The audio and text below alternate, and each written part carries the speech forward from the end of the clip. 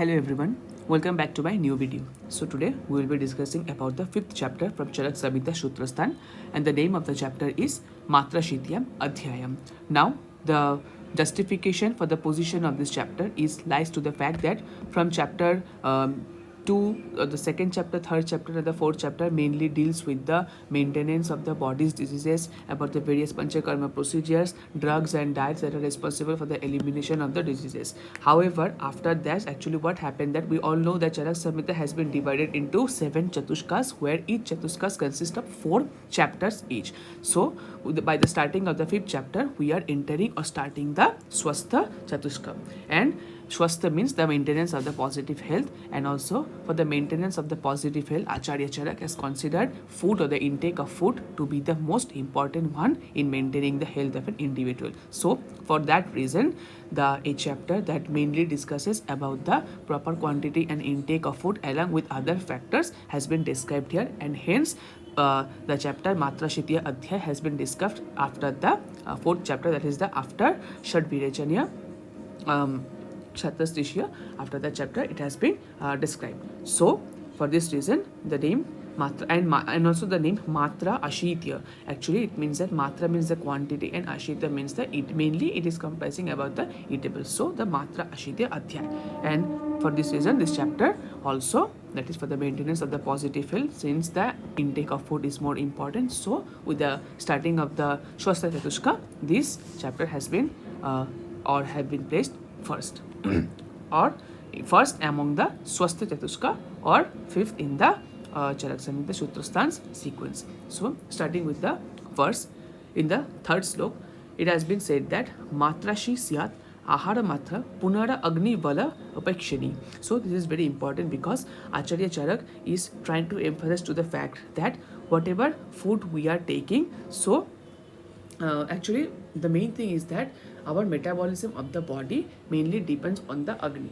So if we take more food which will diminish the Agni of our body, that will be harmful. So we must always intake the food in proper quantity so that the Agni does not get let out. For that reason we should eat in proper quantity. So again, coming to the next verse, that is the verse 4 or the slok 4, it has been said that Yavadhyasyanam Ashitam Anupahatya Prakritim Yatha Kalang Jarang Gachati Tavadasya Matra Pramanang Vetitabhyang Bhavati. So actually it is saying that our Acharya Charak is trying to emphasize about the correct or an appropriate food. Now what is that? According to Acharya Charak, he has said that the amount of food which without disturbing the equilibrium, now equilibrium between what? Among the dosh and the dhatus of the body, and also it gets digested as well as metabolized in proper time, is to be regarded as the proper quantity. Now let's take an example. You are intaking a food that is aggravating the kapha dosh, or that is aggravating the pitta dosh, or the vata dosh, or aggravating 2 dosh or 3 doshes together. Will that be an ideal food? No. Also to the same fact, if it is causing the kshay or the diminution of any dhatus or any other bodily characters, will it be a wholesome food? So no.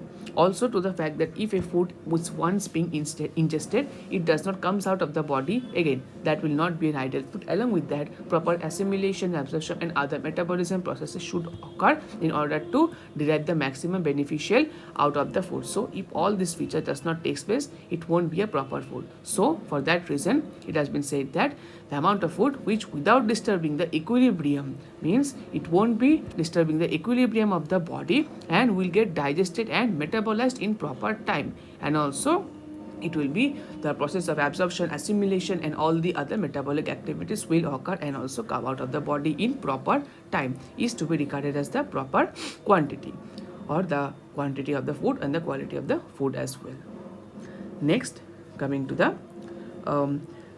next verse, actually it is from slok 5 to slok 6. So Acharya Charak is actually indicating about the various types of food articles that are either Guru or Laghu in nature. So in the first paragraph, Acharya Charak have said that food items such as sali, sastik, mudka, along with that the common quail, grey partridge, antelope, rabbit, wapiti, Indian sambar, etc. are even though light in digestion. Worth mentioning that these food articles that have been mentioned just are light in digestion, that means a lagu by nature, and also they are to be taken according to the measurement prescribed.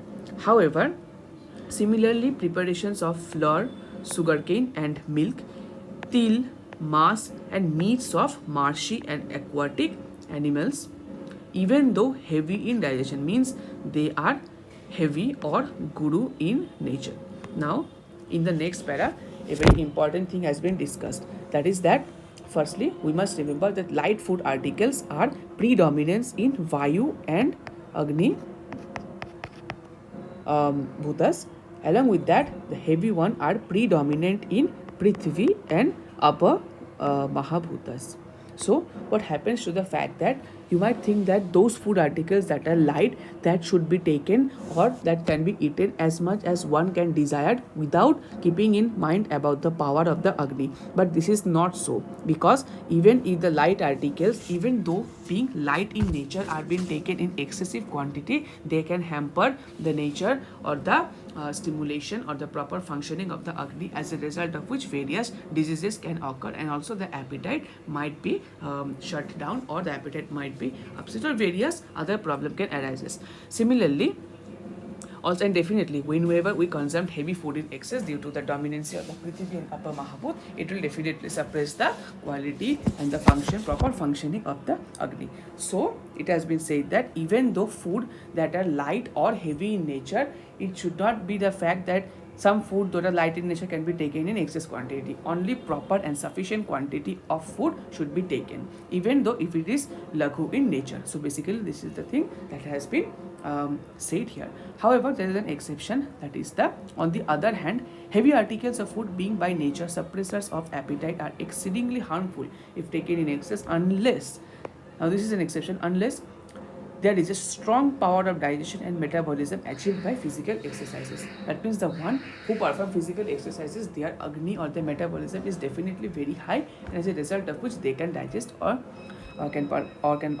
since the metabolism is very high, so they can digest more quantity of the food.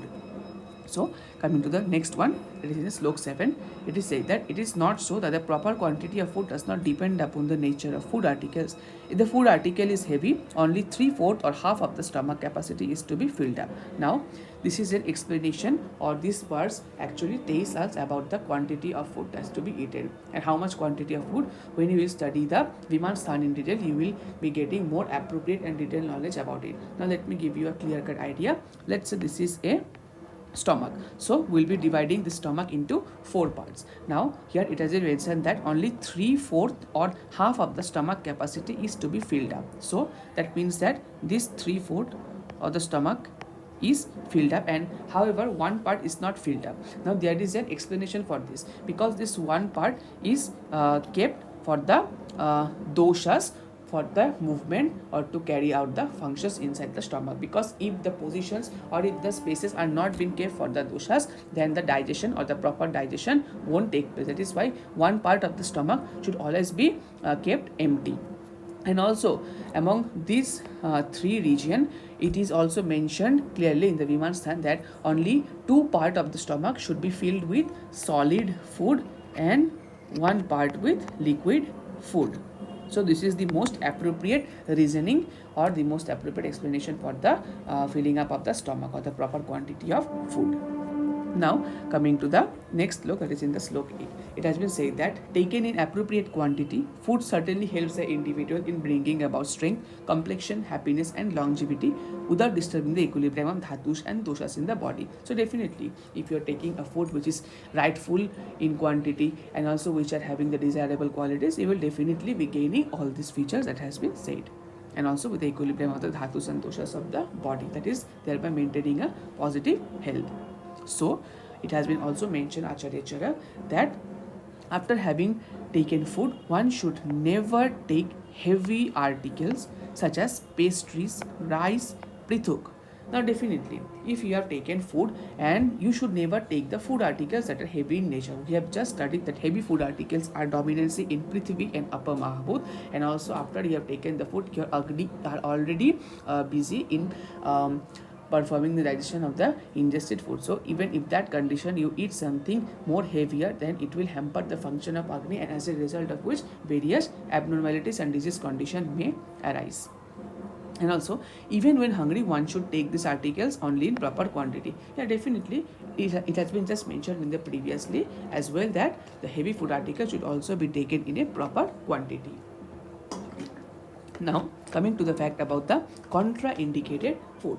Acharya Charak have also mentioned some of the contraindicated food or the food that are not advisable.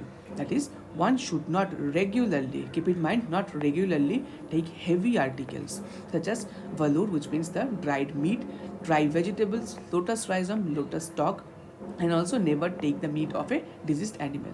And also should not regularly take kurchik, killat, pork, beef, meat of buffalo, fish, curd, mass, and yabak. So these are the contraindicated food that should not be taken regularly and in an exceeding amount.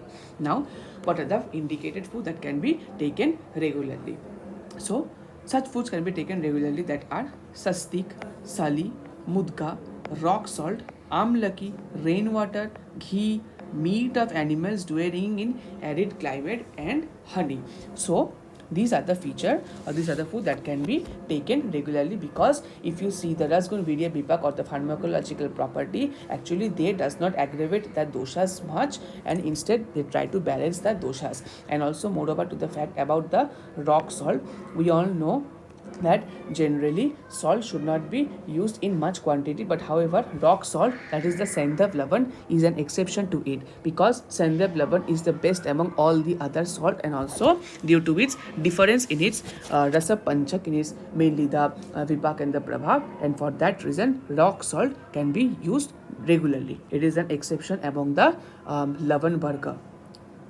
And last, that is in the slok 13, it has been said that तच्च नित्यं प्रयोजितं स्वास्थ्यं येनानु अनुवर्तते अजातानं विकाराणाम् अनु उत्पत्तिकारं च यथा. That means one should regularly take such articles which are conducive to the maintenance of good health and are capable of preventing the attacks of diseases. Now definitely this has been already mentioned in the previous verses as well. So this is it for today. We'll be discussing the rest of the part, that is about the anjana and other procedures, in the next part of this video. So if you have any query regarding this video, do let me know down in the comment section below and hit the like button. It will help me and motivate me to create more videos like it. So thank you.